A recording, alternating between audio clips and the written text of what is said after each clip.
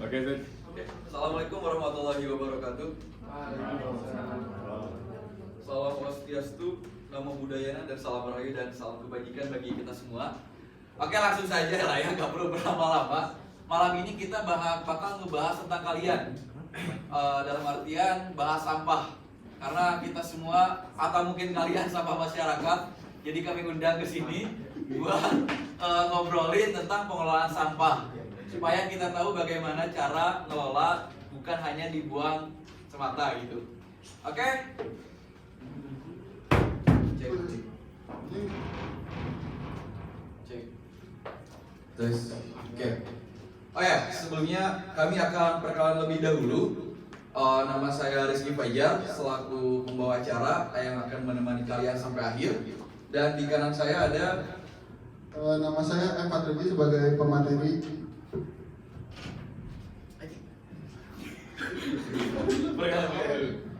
Perkenalkan, namaku Aldiansyah, panggil aja Aldi. Perkenalkan, namaku Kevin, panggilnya Kevin. Halo.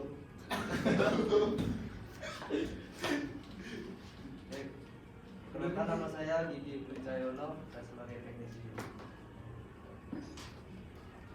Udah, saya Babas Basori Mukti sebagai kameramen. Oke. Kami berenam. Rencananya pada malam ini mau ngebahas tentang pengelolaan sampah. Gunanya apa? Supaya kita tahu bahwa sampah itu gak hanya langsung dibuang, tapi ada beberapa sampah yang ternyata ada aturannya. Ada yang bahkan bisa dimanfaatkan, ada yang bisa memang langsung dibuang. Sumpah ini nih, cek. Oke, baik, langsung saja untuk yang agenda pertama. Kita ada games. Kawan-kawan bisa dibuka HP-nya.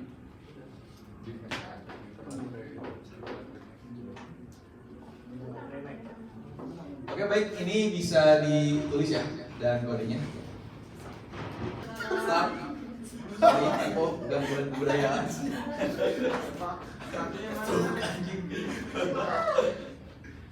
Startnya mana? Sabar. Ada Eji yang bisa handle.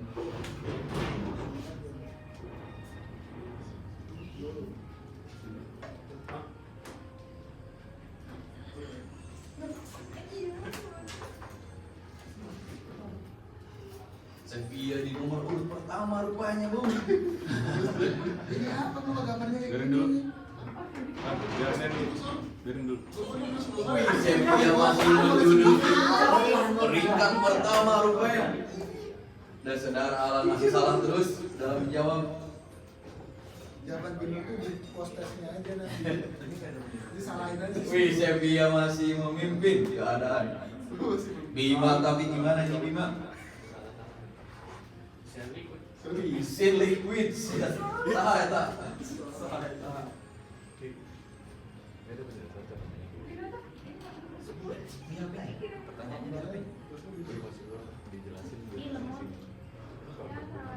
Oh, oke. Jadi masuk ke beda saja.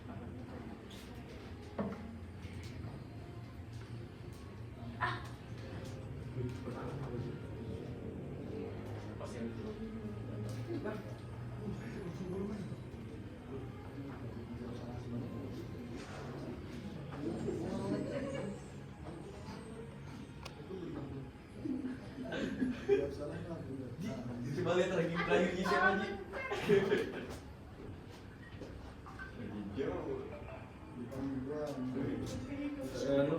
Lo mana? Nih, mana? Itu tuh.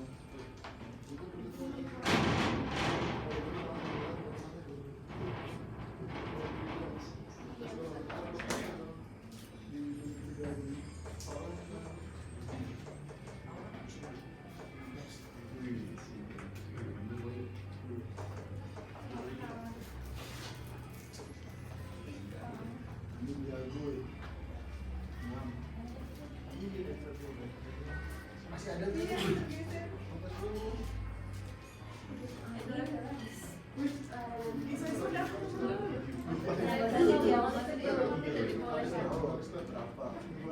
Itu tuh jaringan juga.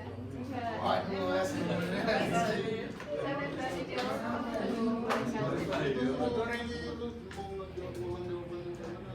Nggak tahu bisa lama dia deket-deket aja langsung.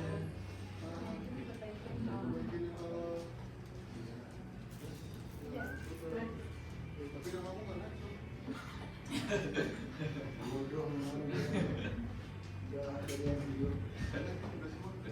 Baik, kawan-kawan terima kasih sudah mengerjakan pretesnya.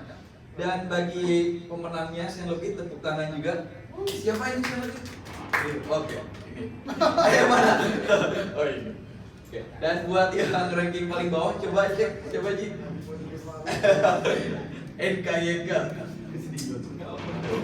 Udah lah ya, gak apa-apa. Yang penting di Kostes nanti teman-teman akan belajar dari pemateri kondang kita. Ada Pak Riki, ada Aldi, ada Mani. Semoga nanti di Kostes kawan-kawan bisa mengerjakan benda satu semua ya. Karena akan ditemani oleh trio kondang. Mereka hebat-hebat tentang sampah. Karena mereka memang mantan sampah. Oke baik, langsung saja. Untuk materi yang pertama, ini boleh disiapkan kepada Aldi Suharto. Saya persilakan. Udah datang di sini. Pertama saya akan memaparkan materi tentang mengapa pengelolaan sampah itu penting gitu. Tapi sebelum itu kita perlu tahu definisi sampah sendiri itu apa. Jadi sampah itu adalah sisa kegiatan sehari-hari manusia atau proses alam yang berbentuk padat. Sederhananya sampah itu adalah barang bekas pakai dari manusia yang tidak berguna lagi seperti itu. Seperti teman-teman yang belakang itu.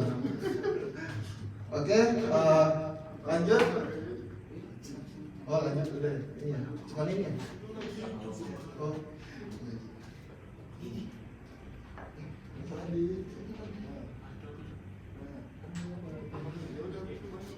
Oke. Terus sampah agar tidak menumpuk itu bisa dikelola. Nah, pengertiannya sendiri adalah pengelolaan sampah itu adalah pengumpulan, pengangkutan, pemrosesan, daur ulang atau pembuangan dari material sampah itu sendiri. Kalimat ini biasanya mengacu pada material sampah yang dihasilkan dari kegiatan manusia dan biasanya dikelola untuk mengurangi dampaknya terhadap kesehatan, lingkungan maupun estetikanya.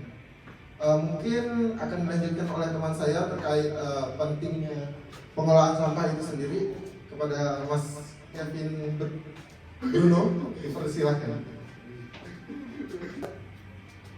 Oke, baik, untuk materi selanjutnya mungkin ada pengelolaan sampah.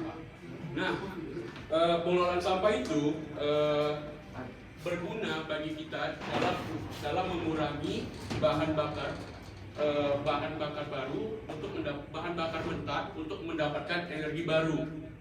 Nah, kita itu dapat untuk berpartisipasi dalam melestarikan bumi. Contohnya dalam pengelolaan sampah. Nah, pengelolaan sampah itu nantinya akan berdampak yang pertama dalam menghemat energi. Seperti contoh di Swedia itu udah menganut sistem pengelolaan sampah untuk bahan bakar sebagai pengganti batu bara sehingga dapat lebih menghemat energi batu bara tersebut. Yang kedua, mengurangi polusi. Nah, contohnya itu seperti pupuk bahan kimia itu kan memang sangat lama dalam pembuatannya, pemrosesannya. Tapi kita sebagai generasi baru dapat untuk mengubah pola pikir tersebut. Kita dapat memakai pupuk kompos ya walaupun pemrosesannya atau pembuatannya itu sangatlah lama. Yang ketiga ada menghemat SDA. Nah, yang keempat ekonomis. Seperti yang kita tahu, sampah-sampah itu dapat kita olah kembali menjadi bahan keterbaruan atau sumber daya baru seperti ini. Botol-botol itu kan bisa diproses kembali menjadi tumbler seperti itu. Jadi tidak ada ngambil bahan plastik lagi. Jadi kita bisa mendaur ulang seperti ini. Oke, yang selanjutnya Eji. Satu. Jadi sekarang saya akan membahas tentang 4 metode dari pengelolaan sampah itu sendiri. Yang pertama itu ada reduce, yaitu teknik mengurangi sampah dengan memaksimalkan penggunaan barang. Yang dimaksud di sini itu kita tuh memakai barang yang bisa digunakan berulang kali, dan juga kita dianjurkan untuk tidak menggunakan barang yang sekali pakai karena itu pasti bakal nambahin sampah-sampah masyarakat. Untuk selanjutnya yaitu ada reuse, yaitu teknik memanfaatkan barang bekas untuk digunakan kembali. Nah, untuk pengertian dari sini tuh gimana ya? Misalnya kita habis ngecat rumah nih, kan ada kaleng bekas tuh. Nah, kaleng bekasnya itu bisa kita pakai lagi untuk pot tanaman untuk di rumah. Untuk selanjutnya ada recycle. Nah, recycle ini yaitu teknik pengurangan sampah dengan cara mengurai kembali sampah dan digunakan untuk barang yang berguna. Nah, contoh dari recycle ini sebenarnya udah banyak sih, kayak Aerostreet, pernah dengar Aerostreet kan? Nah, dia tuh pernah kolaborasi sama Le Mineral, dan juga bahan sepatunya itu mereka pakai dari bahan plastik botol Le Mineral itu sendiri.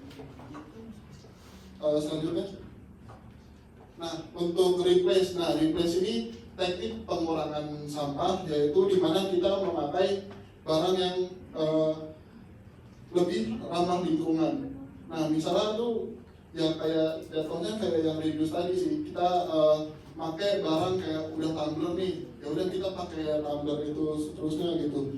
Walaupun dan juga itu pemakaiannya tuh udah diterapi di Indomaret, yang dimana dia tuh udah nggak pakai kresek plastik lagi. Nah, dia tuh lebih pilih untuk konsumennya atau customer itu dianjurkan untuk membawa tote bag Indomaret, jadi bisa mengurangi sampah plastik.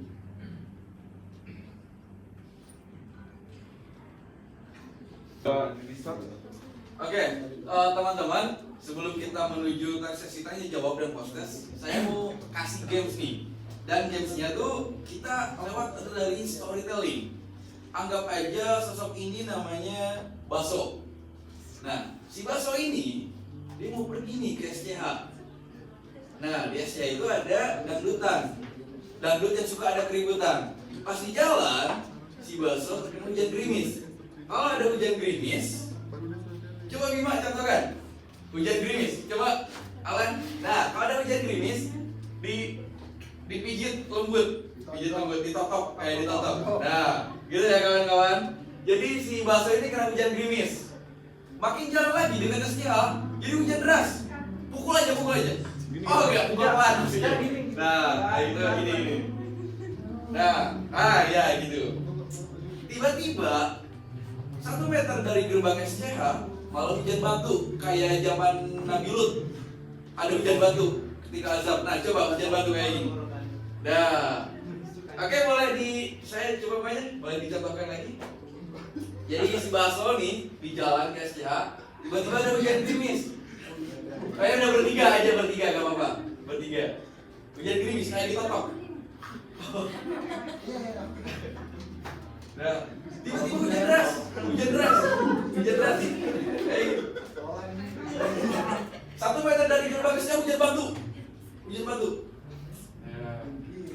Oke ya, gamenya seperti itu kawan-kawan. Oke, ketika saya bercerita, kalian ikutin gamesnya ya. Satu hari ada si Baso. Oh, berdiri kawan-kawan semuanya. Anggap kalian jalan ya, bukan naik motor ke SCH-nya.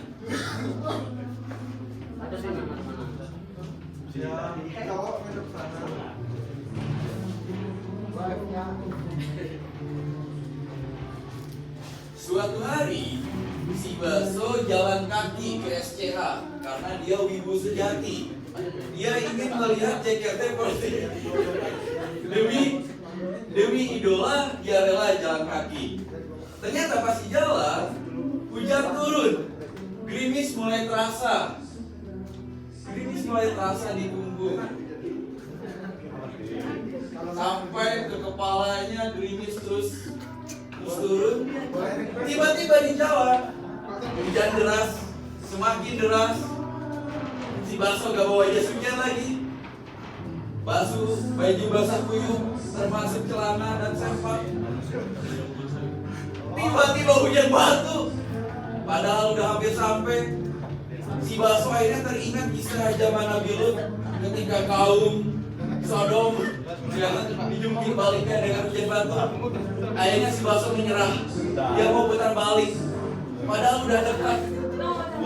Memang dasar si Baso ya, udah dekat kok putar balik. Ternyata pas putar balik, gerimis, hujan jadi gerimis, hujan batunya jadi hilang.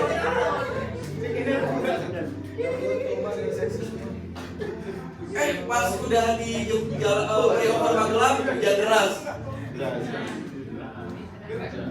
Nah pas di perempatan Jakal hujan batu, karena mungkin tahu ya Jakal itu jalan tempat maksiat ke atasnya, jadi hujan batu di sana.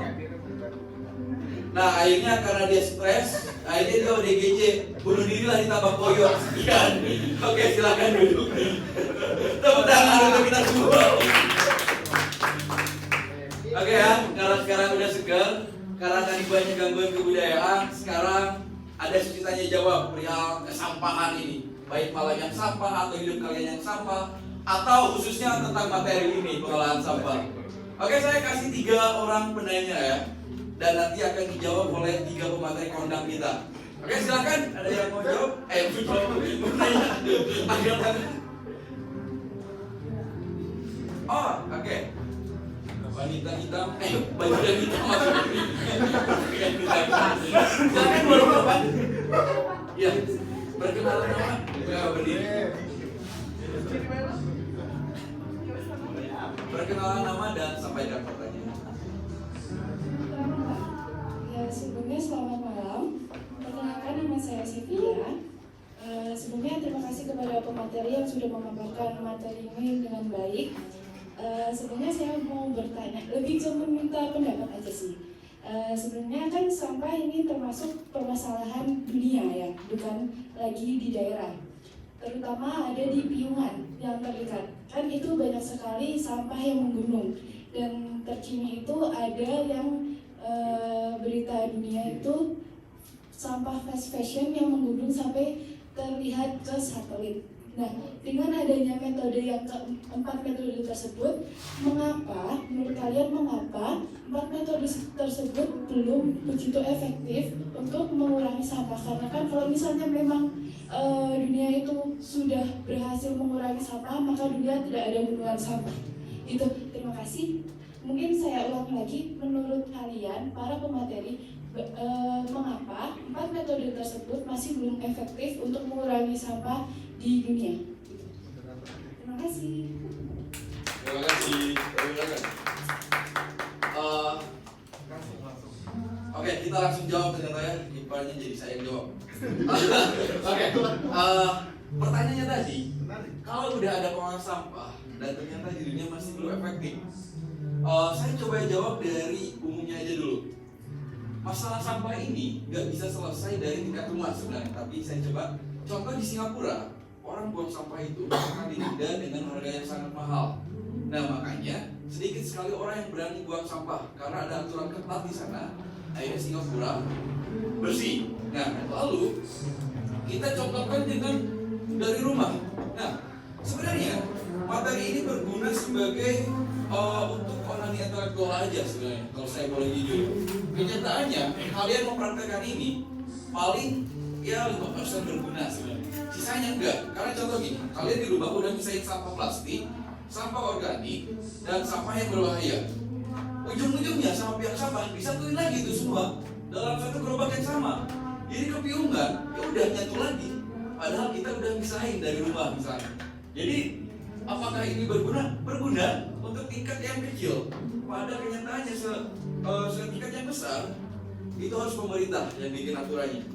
Jadi yang paling berguna ya buat jadi pot. Ya itu berapa persen sih untuk mengurangi sampah? Nah, sekecil itu sebenarnya yang bisa kita lakukan dari materi ini.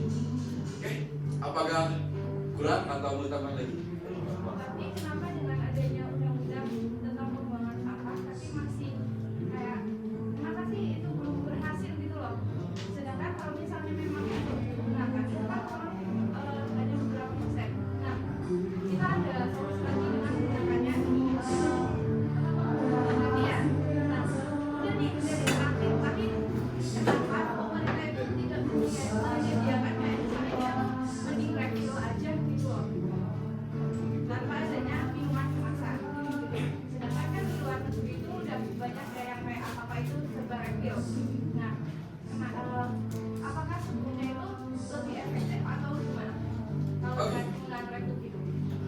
saya nangkap. Saya coba kasih contoh di Belanda. Misalnya kita beli air botol mineral nih, itu harganya saya kasih contoh 10.000 aja deh. Harga 10.000 kita beli di air mineral. Terus di Belanda itu ada benda. Nah, air mineral yang bekas kita minum dimasukin ke sana dan kita dapat duit. Nah, sebenarnya kita dapat duit itu bukan karena kita masukin air mineral yang ke sana, tapi harga 10.000 itu udah memang ada cashback di sana. Tapi kita harus kembali lagi ke tempat itu biar kita ada motivasi buat kembaliin air mineralnya kan. Pertanyaannya, kenapa cara-cara tadi masih belum efektif di Indonesia terkait Rius? Contoh deh, kalau kita beli baju, kadang ada dikasih tote bag supaya kita pakai itu. Ya contoh saya kemarin baru beli dan disuruh pakai tote bag sama tukang bajunya. Tapi apakah itu berguna nantinya? Bayangkan, 1.000 orang yang beli baju di sana dikasih tote bag 1.000, ya sama aja sebenarnya. Nah jadi tipikal masyarakat Indonesia memang terkadang harus seperti Soeharto. Preman bisa hilang karena ditembak mati. Ada aturan ketat. Akhirnya sedikit orang yang mau jadi preman, termasuk kebersihan. Kita memang negara kita harus niru Singapura. Barang siapa buang sampah sembarangan, dia akan terkena denda. Makanya banyak orang Indonesia yang ke sana yang miskin, ayo memilih untuk balik karena belum biasa buang sampah sembarangan. Jadi yang pertama, dari pemerintah ada aturan ketat. Kedua, apakah pihak-pihak swasta yang berjualan barang-barang itu mereka bisa menerapkan aturan kayak tadi botol mineral di Belanda? Lu beli 10.000 itu sebenarnya harganya 7.000, 3.000 nya cashback, tapi dengan syarat lu masukin ke ada pokoknya bendanya buat masukin botol mineral itu. Nah yang ketiga, baru dari masyarakat. Ini pendapat saya ya, karena masyarakat mau sesadar apapun, kalau lingkungan terbesarnya sulit, ya gak bisa, piungan akan terus membunuh. Kayak kalian udah pisahin sampah organik, anorganik, dan yang berbahaya, pada akhirnya sama tukang sampah akan disatuin lagi gitu. Kurang lebih seperti itu. Oke Alan, mulainya Mic-nya kasih. ke depan Lan. Ya harus ke depan. Cek. Oke, sebelumnya perkenalkan nama saya Alan Dwi Ajanto. Sebelumnya terima kasih atas kesempatan yang diberikan. Tadi saat menjelaskan materi, saya sempat mendengar mungkin bagian Rius ya, menggunakan kembali benda yang sudah tidak terpakai menjadi bahan benda yang bisa digunakan kembali. Salah satunya tadi kalau saya tidak salah dengar adalah dengan mengubah sampah plastik menjadi tumbler. Kalau saya tidak salah dengar ya tadi ada yang menyebut dari Mas Eji.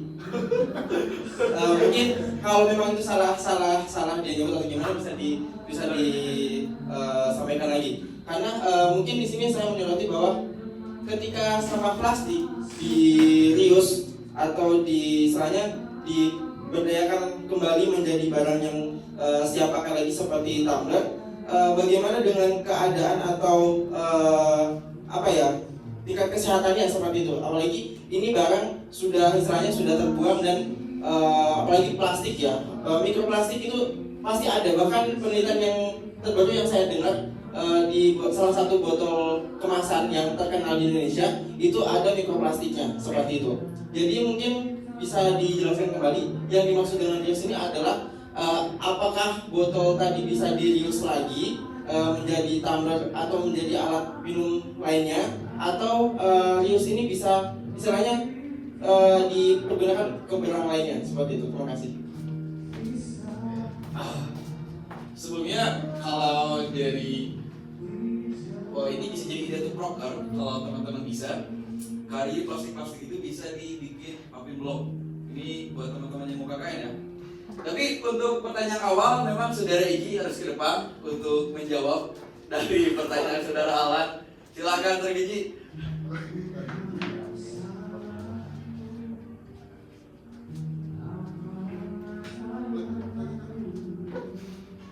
Jadi nanya soal ini ya, terus yaitu penggunaan botol plastik kalau misalnya didaur ulang itu bahaya atau enggak gitu kan? Ya, tadi kan ada penyebutan terkait dengan penggunaan botol plastik di-reuse menjadi botol air minum kembali, jadi kayak jadi tumbler lagi gitu loh. Terus pengolahan seperti apa dan bagaimana dengan kesehatan, tingkat kesehatannya kayak gitu? Itu recycle lah. Ya mungkin. Recycle.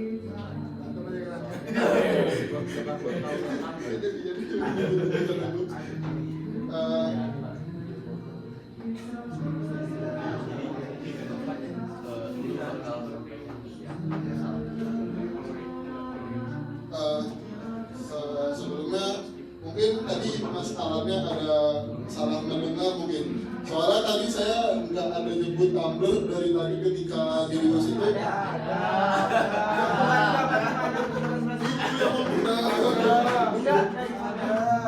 Emang iya? Enggak. Mungkin di ke depan lagu atau gimana? Boleh. Udah depan. Silakan ke depan. Jadi mungkin dimaksud di Reus itu ya, sepengetahuan saya mungkin kita lebih mengurangi memakai botol plastik dan beralih kepada tumbler karena lebih bisa digunakan berulang kali. Hah? Kalau mengurangi bukan reduce ya? Kalau reduce itu lebih ke aku lebih PBJ dulu.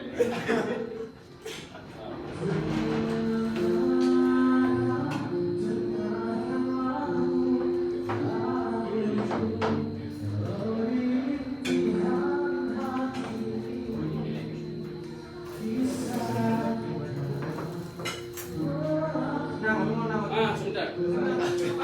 Yang maksud saya tadi reus mungkin reus itu seperti memanfaatkan kembali, misalnya seperti barang bekas yang digunakan kembali, kayak botol susu atau botol cat, susu yang besar itu loh, yang literan, atau botol cat menjadi pot bunga. Nah, reduce yang maksud tadi itu baru kita mengurangi jumlah botol plastik, pembelian botol plastik dan beralih ke tumbler. Begitu, Mas. Oke, mungkin ini catatan dikit ya buat teman-teman. Soalnya tadi di PPT di gambar itu ada gambar botol plastik, kemudian arah panahnya ke tumbler kayak gitu. Jadi Materi mono tuh yang ya mungkin audiens nangkapnya seperti itu gitu loh. Jadi mungkin dari pemberian contohnya sendiri bisa diperhatikan juga.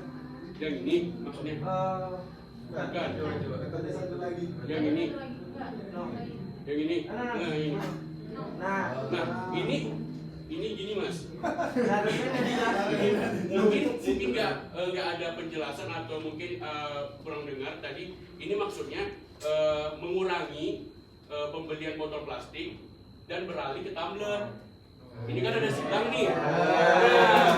Tepuk tangan. Ini mindset. Terus Oke. aku pertanyaan terakhir deh. Kalau kau sini aja yang depan kok. Raja. Karena pertanyaannya sederhana dan sangat singkat, saya duduk di sini aja. Karena dari substansi tugasnya itu kalian harus ambil alih semua untuk ini maju di depan sebenarnya. Jadi Bapak saya belum. Nah yang jawab pertanyaanku Bapak saja. Oh, boleh. Ya. Soalnya memang harus semuanya maju Mas untuk penilaian. Jadi simpel saja, pokoknya pembuangan sampah terakhir di tunjangan ada di Piungan. Benar kan? Iya benar. Nah, sederhana saja karena konteksnya ini di kampus Mercubuana kampus 3 untuk memindahkan tempat sampah di samping Mercu itu untuk ke Piungan gimana? Yang ada di lapangan terutama. Konteks sampah itu kan bau ya. Terus distorsinya kan memang mengganggu kita. Jadi itu cukup mengganggu saya sebagai mahasiswa tiap lewat di situ. Gitu. Coba tolong solusinya.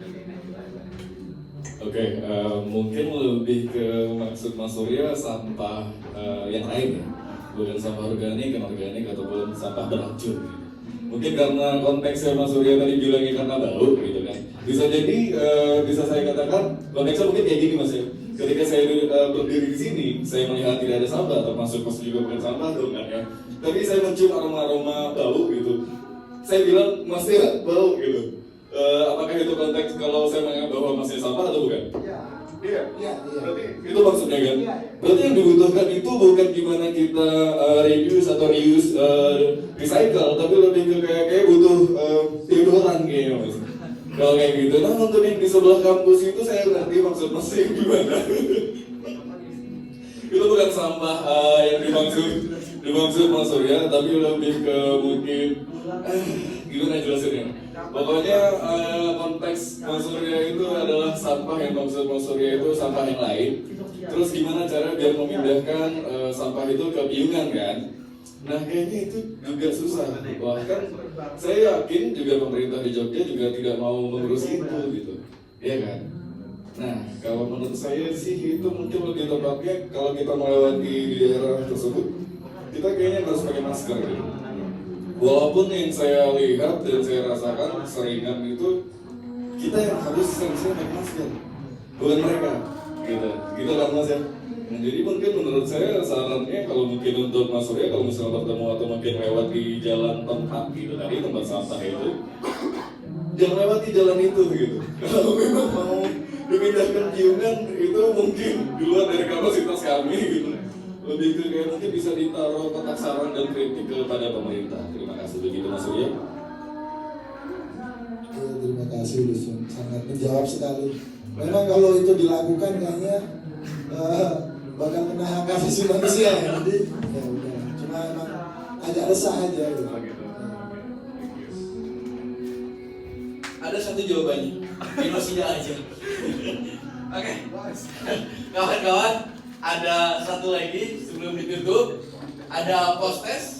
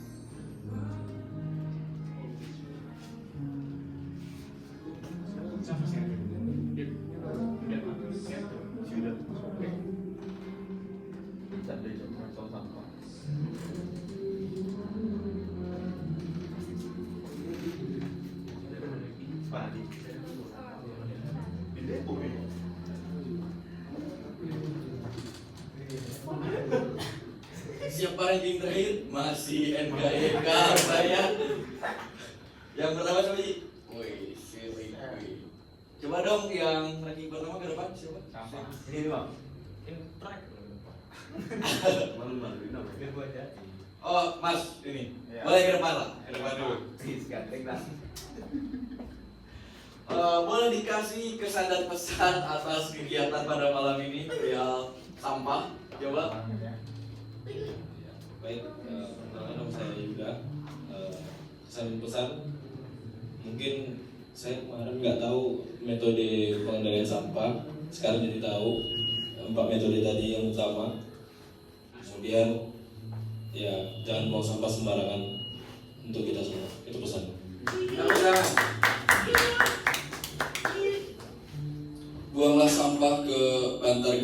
bibir kampus 3 Mercubuana. Oke, bercanda. Oke, dari awal kita sudah mendengarkan materi dari 3 pemateri kondang kita, Egy, Aldi, sama Manu. Dan sekarang kita juga sudah melaksanakan post test sebagai tanda bahwa kita sudah punya pandangan baru lewat materi tadi. Baik, terima kasih untuk pada kesempatan malam ini. Kurang lebih kekurangan kelebihannya, dan kelebihan kekurangannya. Jadi, terima kasih. Wassalamualaikum warahmatullahi wabarakatuh. Tepuk tangan untuk kita semua.